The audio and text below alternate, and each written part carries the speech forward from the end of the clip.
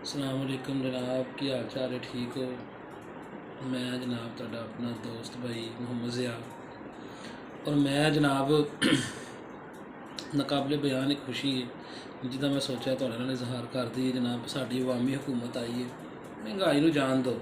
महंगाई एक साइड ते रखो, महंगाई तो होंदी रहनी, वो आलमी मसला है। ठीक है जी, वो मजबूरी च करना पैंदा है। साडे वज़ीर आज़म रोंदे ने पे, फिर रोन वाले बंदे दा तरस खा लेना चाहिए। एक बंदा रोंदा पिया कि मैं महंगाई करनी है, साइन भी कर दिंदा वे, इक लैदा गल्लां नहीं। लेकिन जिहड़ा वज़ीर आज़म साहब ने एक इनकलाबी कदम उठाया ना, कोई 2000 रुपया जिहड़ा ना महीने दा मिले करेगा जनाब। मैं तो बड़ा ही खुश होया कि यार इन्नी वड्डी अमाउंट मिले करेगी। तो मैं प्लानिंग बनाई है कि जो पहले महीने मैंने 2000 रुपया मिलना है ना, मेरा मकान जड़ा ना जड़ा बनने वाला कच्चा है, मैं वो मकान बनाऊंगा सारा ढाह के, इट्टा मंगवाऊंगा, रेत मंगवाऊंगा, सरिये मंगवाऊंगा जनाब, मिस्त्री ला दांगा। इन्ने ज़्यादा रुपये मिल जाने ने तो मैं कित्थे सांभदा फिरांगा। मकान सोहना या टैल पत्थर ला के ना A1 जनाब के राज बनावांगा, क्योंकि अगली किस्त जो मिलेगी 2000 रुपये अगले महीने जो मिलेगा। टुट्टी जी मोटरसाइकिल है कोल, उन्होंने परां दफा करांगे तो कार लियावांगे नवीं वधिया सोहनी होंडा स्विक। इन्ने पैसे घर भी नहीं रखने, चोर पै जाते हैं। तो 2000 रुपया जड़ा ना ओहदी होंडा स्विक लैके आवांगे जनाब। नाले टैंकी फुल करावांगे, भावें जिन्ना मर्जी पेट्रोल महंगा हो जाए, डीजल महंगा हो जाए, 2000 रुपये जो अगले महीने की किस्त मिलेगी ना, वो टैंकी फुल करावांगे। उस तो बाद एक होर कार लैके ना उन्होंने रेंट ते चाढ़ देंगे। कारोबार भी नाल नाल होना चाहिए, पैसे रनिंग च रहिंदे ने। अगली किस्त जो 2000 मिलेगी जनाब, ਉਹਦਾ मैं सोचा कि जनाब होटल बनाऊंगा, फ्री खाना लंगर। ज़ाहिर है किन्ने बेचारे भरा मजदूर ने, बेरोज़गार ने, परेशान ने, उन्होंने वास्ते एक होटल बनाया जाएगा जिसका खाना फ्री होएगा। 2000 रुपये च बिल्डिंग ली जाएगी, उत्थे बकायदा होटल बनाया जाएगा।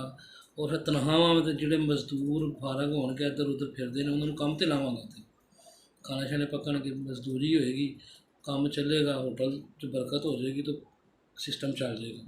अगले महीने जी फिर किस्त एक मिलेगी, वह सोचा है जनाब कि पैसे जो इन्ने जमा हो जाने, मकान बन जाना, कार आ जानी है, गड्डी आ जानी, होटल बना लेना, कित्थे इन्वैस्ट करांगा।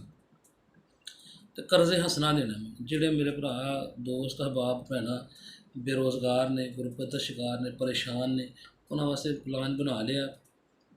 जिस तरह का उपर लीडर ने प्लान बनाया, उस तरह का एक विजन तैयार किया जनाब। वो कर्जे हसना दाँगा, जिन्ना जिन्ना किसी को चाहिए होगा तुसी जनाब है अपलाई कर लेना है वीडियो के कमेंट सैक्शन के ना, जिन्ना जिन्ना जिन्ना कर्जा चाहिए अपलाई कर सकते हैं। ठीक है, अगली किस्त जो मैंने मिलेगी 2000 रुपया, वह जनाब होटल तो बाद एक नैक्सट प्रोग्राम एक राशन ट्रक मंगवावांगे। 2-3 ट्रक ना राशन मंगवा के ना, जड़ियाँ बेवा औरतां ने, गरीब ने, यतीम ने, जिन्होंने घरों च कमाने वाले कोई नहीं, उन्होंने घरों च जनाब थोड़े भर के राशन पहुँचाने। तो उन्होंने तो झोली आ जानी है, तो उन्होंने फिर खर्च भी तो किधर करना है ना यार। तो वो मेरा, मैं लालची बंदा नहीं है, मैं लालच नहीं कि जोड़ जोड़ के जमा कर रखो, बल्कि गिनना ही नहीं। इंज 2000 होना, गिनना ही नहीं, इन्नी रकम गिनी भी तो नहीं ना जाती है। मैं हूँ उत्थे बंदे तनख्वाह ते रखा कि यार गिनो पैसे इन्ने आ गए, गिनने नहीं। वो इंज ही बस चुक के जाने ने, अग्गे इन्वैस्ट करी जाने ने, अग्गे देई जाने ने। फिर स्कूल बनाना है, वो बड़ी ज़रूरत है इस इलाके जिथे मैं रहना। 2000 रुपये अगली किस्त के एक स्कूल बनावांगा, जिन्ने गरीबों के बच्चे ने फ्री एजुकेशन। जो इन्ने पैसे मिलते हैं पे, तो मैं उन्होंने को फीसा क्यों लैनिया ने माड़े बंद को बेचारे को। फर्नीचर AC अंदर AC रूम्स होंगे जनाब, अंदर उन्हें झूले वगैरह लगा के, तालाब वगैरह बना के, इस तरह स्विमिंग वगैरह कर खेलन, ग्राउंड होएगा बेहतरीन और फ्री ऑफ कास्ट, एक टका नहीं। इन्ने मेरे लीडर मेहरबान होए ने आवाम के उत्ते, तो मैं वो पैसे जो मैंने मिलने ने सारे ने अमीर हो जाना। जो कुछ गरीब रह जाएंगे, जिन्हों के लीडर उन्होंने मुखलिस नहीं, उन्होंने फिर देवांगे। फिर लोग शर्मिंदे होणगे कि यार नहीं, जो लीडर ही होंदा है, अवामी लीडर ही होंदा है, अवाम तो भला करता।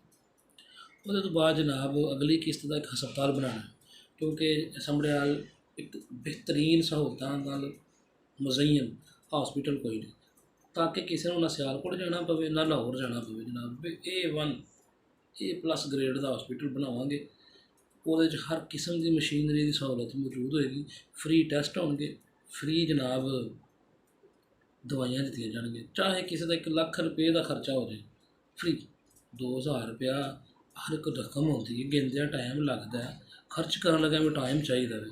ਇਸ ਤਰ੍ਹਾਂ ਤਾਂ ਨਹੀਂ ਨਾ ਹੁਣ ਮੈਂ ਸਾਰੇ ਪੈਸੇ ਸਾਂਭ ਜਾਂ ਘਰ ਜਨਾਬ ਟੋਏ ਕੱਢ ਕੇ ਜਮ੍ਹਾਂ ਕਰਦਾ ਫਿਰ, ਨਹੀਂ, ਮੈਂ ਫਲਾਹ ਦੇ ਕੰਮਾਂ 'ਚ ਲਗਾ ਦੇਣੇ ਨੇ।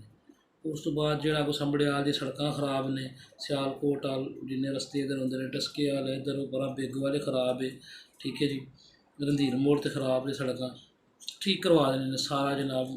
A1 ਦੁਬਾਰਾ ਕਾਰਪੇਟ ਵਿਛਾਣਾ, ਅਮਾਊਂਟ ਪੈਸੇ ਮਿਲਦੇ ਨੇ। ਪਹਿਲੀ ਕਿਸ਼ਤ ਤੋਂ ਇਹਨਾਂ ਪਲਾਨ ਬਣਾਏ ਆ, ਸ਼ੁਰੂ ਹੋ ਜਾਣਾ ਇਹ ਕੰਮ। ਉਸ ਤੋਂ ਇਲਾਵਾ ਜਨਾਬ ਜਿੰਨੇ ਕੁ ਬੇਰੁਜ਼ਗਾਰ ਹੋਣਗੇ, ਰੇਹੜੀਆਂ ਉਹਨਾਂ ਨੂੰ ਲੈ ਕੇ ਦਾਂਗਾ। ਅਗਰ ਉਹ ਰੇਹੜੀ ਲੈਣਾ ਚਾਹੁੰਦੇ ਨੇ, ਅਗਰ ਉਹ ਦੁਕਾਨ ਬਣਾਉਣਾ ਚਾਹੁੰਦੇ ਨੇ, ਉਹਨਾਂ ਨੂੰ ਦੁਕਾਨ ਬਣਾ ਕੇ ਦਾਂਗਾ।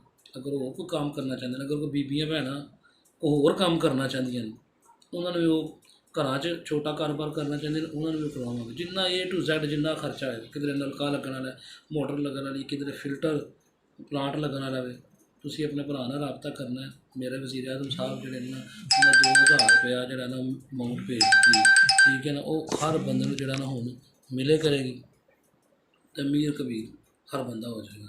ਅਤੇ ਮੇਰੇ ਭਰਾਓ, ਕਿਸੇ ਕਿਸਮ ਦੀ ਟੈਨਸ਼ਨ ਨਹੀਂ ਲੈਣੀ।